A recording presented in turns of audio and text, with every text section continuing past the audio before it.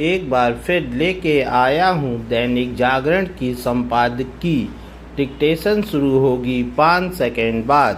5, 4, 3, 2, 1 start. Lok Sabha और विधानसभाओं में महिलाओं के लिए 33% स्थान आरक्षित करने वाले नारी शक्ति वंदन अधिनियम को लेकर प्रधानमंत्री ने यह सही कहा कि यह इस सदी के महत्वपूर्ण कदमों में से एक है।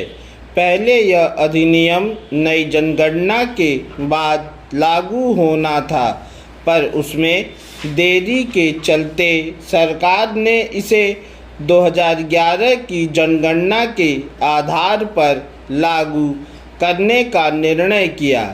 इस पर आपत्ति जताई जा रही है, पर इस आपत्ति को महत्व देने से अगले लोकसभा चुनाव में महिला आरक्षण लागू करना संभव नहीं होगा, क्योंकि ताज़ा जनगणना के आंकड़ों के आधार पर बनने वाले परिसीमन आयोग की रिपोर्ट आने में समय लगता और तब तक 2029 के आम चुनाव हो जाते।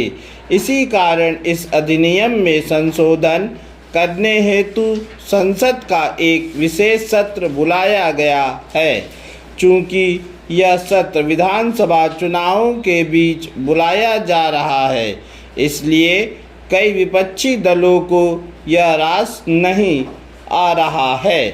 कई विपक्षी नेताओं की माने तो बीती जनगणना के आधार पर महिला आरक्षण लागू करने से कुछ राज्यों के राजनीतिक हितों की अनदेखी हो सकती है और लोकसभा में उनका प्रतिनिधित्व कम हो सकता है। फिलहाल इस आशंका का कोई पुष्ट आधार नहीं। ध्यान रहे, प्रधानमंत्री कई बार यह कह चुके हैं कि महिला आरक्षण के चलते सीटें बढ़ने से किसी राज्य के साथ अन्याय नहीं होगा। ऐसे में अच्छा यह होगा कि नारी शक्ति वंदन अधिनियम का संशोधित प्रारूप सामने आने के बाद ही सवाल और संदेह खड़े किए जाएं।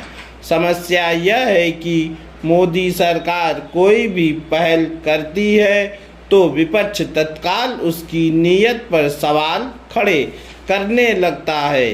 आलोचना, निंदा, अनुमान और आशंका के आधार पर नहीं होनी चाहिए। विपक्ष का यह कथन निराधार तो नहीं कि सरकार इस समय महिला आरक्षण लागू कराने वाली पहल से अपनी राजनीतिक हित साधना चाहती है, लेकिन आमतौर पर सरकारों और दलों के तो हर फैसले राजनीतिक हित ध्यान में रखकर ही लिए जाते हैं। यदि महिला आरक्षण को अगले लोकसभा चुनाव में लागू करने वाली पहल सफल होती है तो ऐसा विपक्ष के समर्थन से ही संभव होगा। स्पष्ट है कि महिला आरक्षण का सपना साकार होने का श्रेय उनके खाते में भी जाएगा। महिला आरक्षण से उन दलों को अवश्य समस्या हो सकती है जिनका महिलाओं के बीच व्यापक जनाधार नहीं और जो उनकी राजनीतिक भागीदारी बढ़ाने के प्रति उदासीन रहते हैं। वैसे कोई भी दल महिला आरक्षण का विरोध करने का साहस नहीं कर सकता, क्योंकि अब महिलाएं एक बड़ा और सशक्त वोट बैंक है। निसंदेह महिला आरक्षण से देश का राजनीतिक परिदृश्य और वातावरण बदलेगा, पर यह ध्यान रहे तो बेहतर कि इस आरक्षण मात्र से उनका सामाजिक रूप से उत्थान सुनिश्चित होने वाला नहीं है। इसके लिए सरकारों, राजनीतिक दलों और समाज को कुछ और भी करना होगा। बिहार में बगहा के गुनहा में मुस्लिम समाज की एक बैठक में समझ में फैली कुप्रथा पर कड़ा संदेश दिया गया है।